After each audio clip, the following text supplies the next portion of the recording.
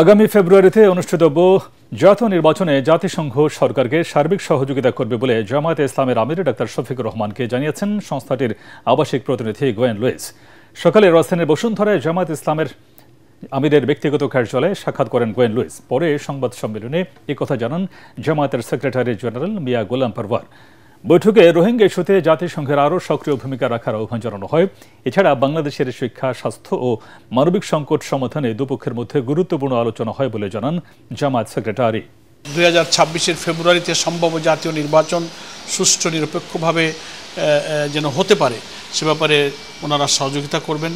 এ ব্যাপারে জামায়াত ইসলামীর ভূমিকা, দেশের গণতন্ত্র এবং আগামী দিনে একটা সুন্দর বাংলাদেশ এবং নতুন একটা রাষ্ট্র কাঠামো গঠনে যে রিফর্ম প্রক্রিয়ার মধ্য দিয়ে যে দেশ যাচ্ছে, আগামীকালকে ন্যাশনাল কনসেনসাস কমিশনের একটা বৈঠকে একটা সমস্যার নিষ্পত্তির দিকে যাবে বলে আমরা সকলেই আশাবাদী এবং হোপফুল।